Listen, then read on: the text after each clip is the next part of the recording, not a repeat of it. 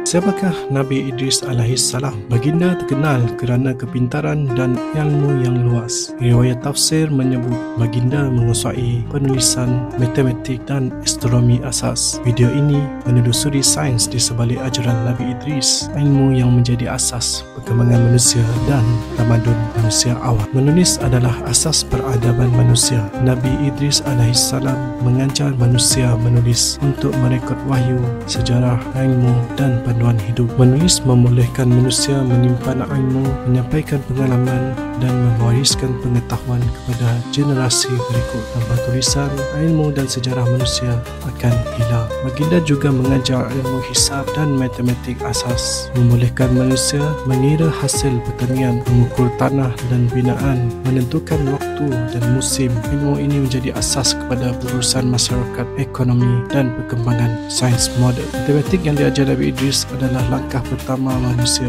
memahami hukum alam. Nabi Idris alaihissalam juga dikenali sebagai pengajar ilmu falak asas. Baginda mengajar manusia memerhati pergerakan bintang dan bulan untuk menentukan waktu solat dan puasa, mengetahui musim bercucuk tanam, menunjuk arah perjalanan. Ini bukan astrologi tetapi astronomi, ilmu alam, asas bagi navigasi dan sains bintang moden. Selain ilmu, Nabi Idris mendidik manusia awal dengan kepimpinan dan etika, menyusun masyarakat awal, membina kampung dan struktur sosial, membimbing manusia mengurus kehidupan dan sumber alam. Pengajaran ini menunjukkan bahawa tamadun manusia awal berkembang bukan hanya melalui keperluan fizikal tetapi juga ilmu dan bimbingan Nabi. Al-Quran menyebut dalam surah Maryam 57 bahawa Allah mengangkat Nabi Idris ke langit. Ini menunjukkan kelebihan ilmu, kepintaran dan ketakwaan baginda sebagai simbol penghargaan Allah